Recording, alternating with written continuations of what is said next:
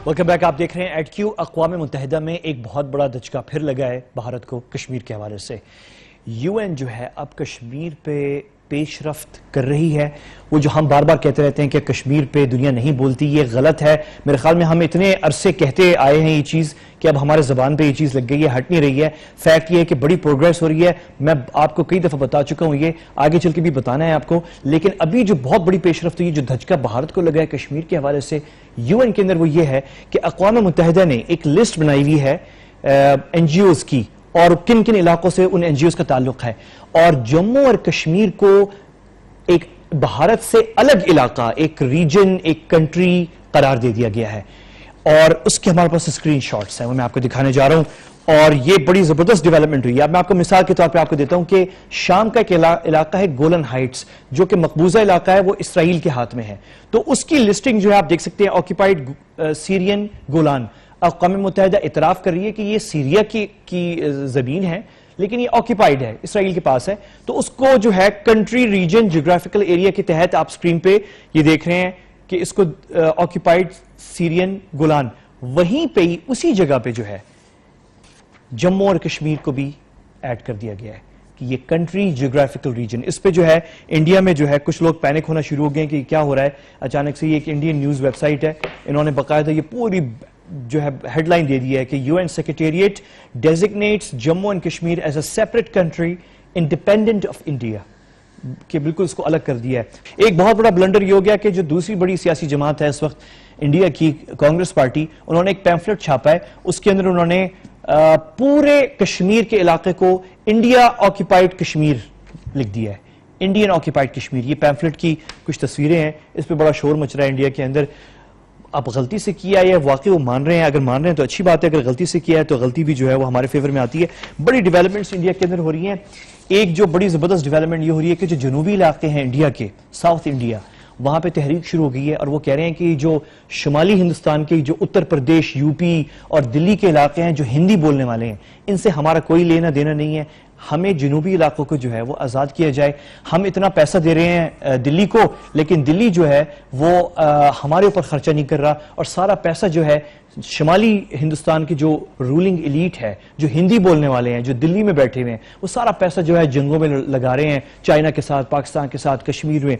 तो ये डेवलपमेंट जो है शुरू हो गई है, और बाकायदा जो है ये कैंपेन और पैम्फलेट्स बनना शुरू हो गए हैं। आप ये देख रहे हैं, ये टेबल बनना शुरू हो गई हैं कि किन सूबों के ऊपर इंडियन गवर्नमेंट पैसे ज्यादा खर्च कर रही है, और जो साउथ इंडिया के इलाके हैं उन पे सबसे कम खर्च किया जा रहा है। ये मैप भी बन गया, United states of south India, क्योंकि साउथ इंडिया के जो लोग हैं ये बिल्कुल होमोजेनिक हैं, इनकी ज़बानें भी मिलती जुलती हैं, इनकी शक्लें भी मिलती जुलती हैं। और शुमाली हिंदुस्तान के लोग जो हैं थोड़े से उनमें गुरूर है, तकब्बुर है, और हालांकि वो माइनॉरिटी में हैं, लेकिन अपनी हिंदी ज़बान को अपनी हिंदी फिल्मों और बॉलीवुड के जरिए पूरे भारत के ऊपर जो है इन्होंने इम्पोज किया हुआ है। तो ये चीज़ें हम फॉलो कर रहे हैं, आगे भी फॉलो करेंगे। आखिर में वक्त बिल्कुल ख़त्म है प्रोग्राम का। अरुंधति रॉय जो है एक मारूफ नॉवलिस्ट है इंडिया की, अवार्ड विनिंग नॉवलिस्ट है, और प्रो कश्मीर हैं। कश्मीर के जद्दोजहद के हवाले से वो बहुत बात करती हैं। उन्होंने उस नौजवान के ऊपर भी बात की जिसे इंडियन आर्मी ने जो है वो बांधा था जीप के साथ, और उनके खिलाफ जो है बड़ी कैंपेन चल रही है इंडिया के अंदर। हमारी टीम के वकार मलिक साहब ने जो है इस पर एक रिपोर्ट तैयार की है। इससे आपको अंदाजा होगा कि भारत के अंदर भी बड़ी डिवीजन है कश्मीर के ऊपर, वो भी बड़े डिवाइडेड है। ये आप देखें। इंशाल्लाह फिर अगले हफ्ते आपसे मुलाकात होगी। मुझे इजाजत दीजिए, अल्लाह हाफिज। मकबूजा कश्मीर में भारत ने फारूक अहमद डार को जीप के आगे बांधा था ताकि संगबारी से बच सके। बुनियादी तौर पर यह पूरी दुनिया के लिए एक पैगाम था कि सच को जीप के आगे बांधे और उसे इबरत का निशाना बनाए, ताकि पूरी दुनिया में सच डर जाए, कांप जाए।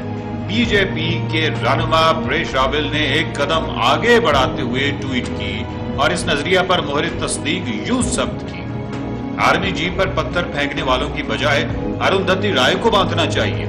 अरुंधति राय भारत की मारूफ दानिश्वर मुसन्निफा और समाजी कारकुन है जो कश्मीरियों के हक में आवाज बुलंद करती रहती हैं। हाल ही में अरुंधति राय ने कहा था कि भारत अगर कश्मीर में 7 लाख की बजाय 70 लाख फौज भी तैनात कर दे तो भी कश्मीर में अपना हदफ नहीं पा सकता। एक बात तो भारत में वाज़ेह होती चली जा रही है कि जो भी सच बोले, चाहे वो कश्मीर में अपनी आजादी के लिए नारे मारता मासूम कश्मीरी बच्चा हो یا بھارت کا کوئی عالمی شہرت یافتہ دانشور، سب کا ایک ہی علاج ہے کہ ان کو فوجی جیپ کے آگے باندھ دیا جائے۔